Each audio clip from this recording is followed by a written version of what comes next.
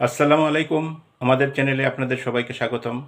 আমাদের চ্যানেলে আমরা জমিজমা ও বিবাহ সংক্রান্ত বিভিন্ন আইনি সমস্যা ও এর সমাধান নিয়ে আলোচনা করে থাকি।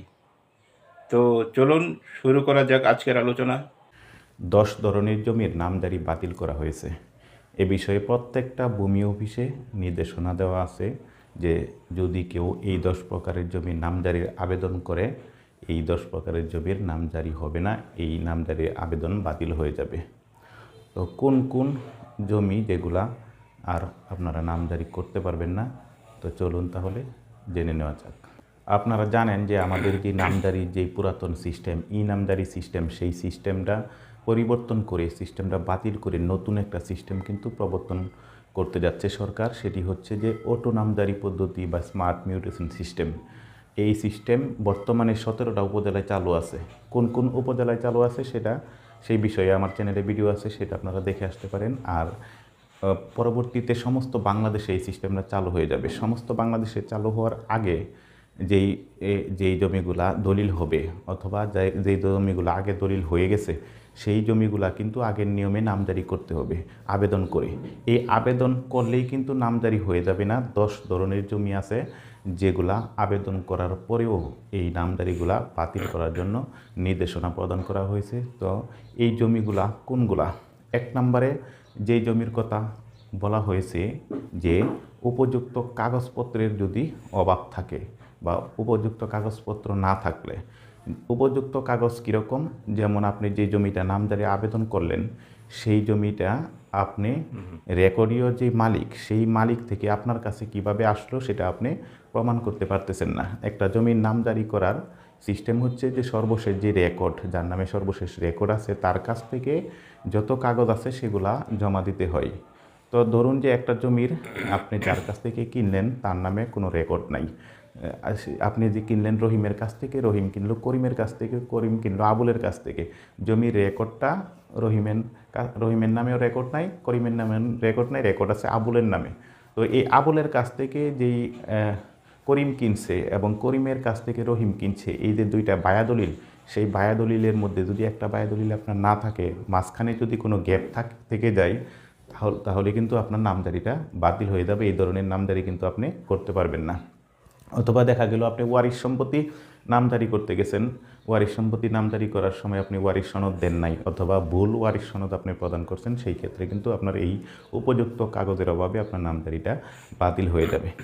2 নম্বরে যেই জমিটার নামজারি আপনারা করতে পারবেন না সেটা হচ্ছে ক তফসিলভুক্ত সম্পত্তি। যেটা আপনারা জানেন যে ভারত পাকিস্তানের যখন যুদ্ধ হয় 1967 সালের দিকে, ভারত পাকিস্তানের যে যুদ্ধকালীন সময়, তখন কিন্তু জমি ক্রয় বিক্রয় নিষিদ্ধ ছিল, বা সরকারের অনুমতি ছাড়া জমি ক্রয় বিক্রয় করা যাইতো না। তখন যে সম্পত্তিগুলা ক্রয় করা হয়েছে বা বিক্রয় করা হয়েছে করে যারা ভারতে চলে গেছেন, সেই সম্পত্তিগুলাকে অর্পিত সম্পত্তি বলা হয় বা শত্রু সম্পত্তি বলা হয়। সম্পত্তিগুলা ছেড়ে যেহেতু ইন্ডিয়াতে চলে গেছে, অনেকে বিক্রি করে গেছে। তো এই সম্পত্তিগুলোর মধ্যে যেগুলো ক তফসিলের মধ্যে আছে, ক তফসিলভুক্ত এবং খ তফসিলভুক্ত, যেগুলো ক তফসিলভুক্ত সম্পত্তি, সেগুলো কিন্তু কোনোভাবেই নামজারি করতে পারবেন না। এগুলো আবেদন করলে কিন্তু আবেদন বাতিল হয়ে যাবে।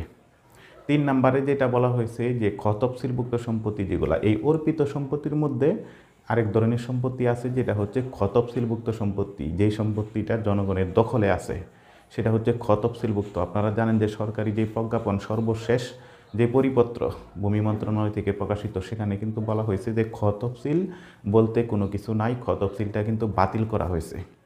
এর মানে খ তফসিলের সম্পত্তি আপনি নামজারি করতে পারবেন, কিন্তু যদি আপনার খ তফসিলের সম্পত্তি নামজারির সময় আপনি উপযুক্ত প্রমাণ আপনার না থাকে, যেই ব্যক্তি জমিটা বিক্রি করে ইন্ডিয়াতে চলে গেছে, ভারতে চলে গেছে, তার কাছ থেকে আপনি সম্পত্তিটা কিনছেন, সেই দলিলটা যদি আপনার না থাকে, তাহলে এই খ তফসিলভুক্ত সম্পত্তিও কিন্তু আপনি নামজারি করতে পারবেন না। আপনার নামজারি আবেদন কিন্তু বাতিল হয়ে যাবে।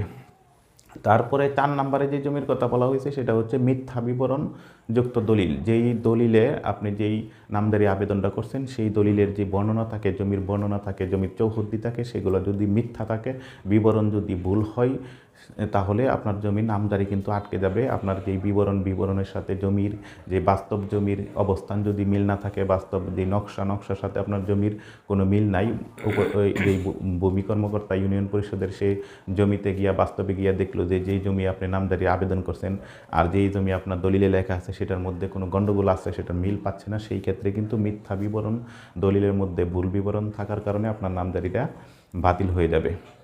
5 নম্বরে যে জমির কথা বলা হয়েছে সেটা হচ্ছে যে বন্টননামা দলিল ছাড়া যদি আপনি কোনো জমি ক্রয় করেন, যদি আপনি কোনো জমি কিনেন, একটা দাগের সমস্ত জমি আপনি কিনে ফেলেন এবং সেই ওয়ারিশান সম্পত্তির ক্ষেত্রে ওয়ারিশান সম্পত্তি আপনি ক্রয় করলেন একজন ওয়ারিশের কাছ থেকে, এক দাগের সমস্ত সম্পত্তি ক্রয় করে ফেললেন কিন্তু কোনো বন্টননামা দলিল তাদের নেই, সেই ক্ষেত্রে কিন্তু এই জমি আপনি নামজারি করতে পারবেন না। কারণ হচ্ছে যখন ওয়ারিশান সম্পত্তির প্রশ্ন আসে তখন কিন্তু প্রত্যেকটা দাগে প্রত্যেকটা ওয়ারিশ কিন্তু সম্পত্তি পাওনা হয়। এখন একজন ওয়ারিশ কিন্তু একটা দাগ পুরাটা পায় না, একটা দাগের একটা অংশ পায় মাত্র। সেই ক্ষেত্রে যদি সে পুরা দাগটা সে বিক্রি করতে চায় তাহলে কিন্তু অবশ্যই তার বন্টননামা দলিল লাগবে, বন্টননামা দলিলের অনুযায়ী সে বিক্রি করতে পারবে। যেহেতু তার বন্টননামা দলিল নাই, সে এক দাগের সমস্ত সম্পত্তি বিক্রি করতে পারবে না, কারণ সে এক দাগের সমস্ত সম্পত্তি পায় না, সে ওয়ারিশ হিসেবে একটা অংশ পায়। তো সেই ক্ষেত্রে কিন্তু এই ধরনের সম্পত্তি যদি আপনারা ক্রয় করেন তাহলে এই ধরনের সম্পত্তির নামজারি আপনারা কখনোই করতে পারবেন না। তারপরে হচ্ছে 6 নম্বরে যে জমির কথা বলা হয়েছে যে ওয়ারিশান সম্পত্তি কিন্তু আপনি ওয়ারিশ হিসেবে যতটুকু অংশ পান সেই অংশের অতিরিক্ত সম্পত্তি যদি আপনি বিক্রি করেন এবং এই সম্পত্তি কেনার পরে ওয়ারিশের যে অতিরিক্ত অংশ বিক্রি করে দিছে সেই সম্পত্তি কেনার পরে যদি আপনি নামজারি আবেদন করেন তাহলে কিন্তু সেই নামজারিও আবেদনটা কিন্তু বাতিল হয়ে যাবে। কারণ হচ্ছে একজন ওয়ারিশ সে যেই অংশটা পাবে, সে প্রত্যেকটা দাগ থেকে একটা অংশ পাবে, সেই অংশটা সে তার নামে নামজারি করতে পারবে এবং বিক্রি করতে পারবে। দেখা গেল যে 5 জন ওয়ারিশ 4 জন দেখায়া জমিটা বিক্রি করলো, এর মানে একজন ওয়ারিশ বাদ দিয়ে দিল বিদেশে থাকার কারণে বা কোনো বোন থাকে, বোন বিয়ে দেওয়ার কারণে তাকে বাদ দিয়া ওয়ারিশ কম দেখায় জমিটা বিক্রি করলো, যার কারণে তার অংশটা বেশি হইলো, সে তার নিজের অংশটাও বিক্রি করলো আবার আরেকজনের অংশটাও বিক্রি করলো। সেই ক্ষেত্রে কিন্তু এই নামজারি আপনি করতে পারবেন না, আপনার নামজারি কিন্তু বাতিল হয়ে যাবে। 7 নম্বরে যে জমির কথা বলা হয়েছে সেটি হচ্ছে যে সরকারি খাস জমি। আপনারা জানেন খাস জমি মানে সরকারি জমি। কোনো কারণে যদি জমির মালিক সরকার হয়, সেই জমির যদি আপনি কোনোভাবে জাল দলিলের মাধ্যমে বা কোনোভাবে মালিক হয়ে আপনি সেটা নামজারির জন্য আবেদন করেন, সেই নামজারির আবেদন কিন্তু বাতিল হয়ে যাবে। কারণ এটা যেহেতু সরকারি জমি, খাস জমি, এর নামজারি আপনি কোনোভাবেই করতে পারবেন না। তারপরে হচ্ছে যে 8 নম্বরে বলা হয়েছে সরকারি খাস জমি, কিন্তু সেটা যদি আপনি লিজ নিয়ে থাকেন, আপনারা জানেন যে 99 বছরের জন্য সরকারি খাস জমিগুলা লিজ নেওয়া যায়। এখন এই জমি লিজ নেওয়া জমি যদি আপনি কারো কাছ থেকে কোনোভাবে ক্রয় করে থাকেন, সেই জমি কিন্তু আপনার নামে নামজারি করতে পারবেন না। যদিও এই জমিটা যার কাছ থেকে ক্রয় করছেন তার নামে নামজারি করা আছে, মানে সে যেহেতু সরকারের কাছ থেকে লিজ নিছে, নিয়ে তার নিজের নামে নামজারিটা করে নিছে, তো সেই ক্ষেত্রে তার নামে নামজারি থাকার পরেও আপনি সেটা কিনে আবার আপনার নামে নামজারি করতে পারবেন না। কারণ এই সম্পত্তিটা শুধু সে বুক দখল করতে পারবে এবং যেহেতু সে লিজ নিছে, সে এবং তার যে উত্তরাধিকারী তারা এই সম্পত্তিটা বুক দখল করতে পারবে, সে খাস জমিটা বিক্রি করতে পারবে না। আর যেহেতু বিক্রি করতে পারবে না সেহেতু আপনি কীভাবে সেটা কিনবেন আর সেই আপনি নামজারিটাই কীভাবে করবেন, তো এই ধরনের নামজারি অবশ্যই বাতিল হয়ে যাবে।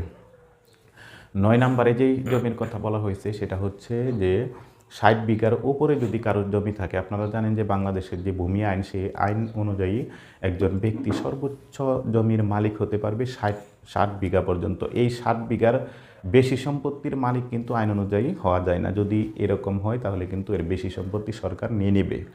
তো কারো নামে কেউ যদি সম্পত্তির নামজারি, কোনো জমির নামজারি আবেদন করে এবং এই আবেদন করার পরে যেই ইউনিয়ন ভূমি কর্মকর্তা যদি সে তদন্ত করে যদি দেখে যে তার নামে 60 বিঘার বেশি সম্পত্তি আগেই নামজারি করা আছে বা তার নামে রেকর্ড আছে 60 বিঘার বেশি সম্পত্তি, এটা যদিও আগে এটা কোনোভাবেই জানতে পারতো না যে কার নামে 60 বিঘা আছে, কার নামে 100 বিঘা আছে, এটা কিন্তু জানা সহজ ছিল না।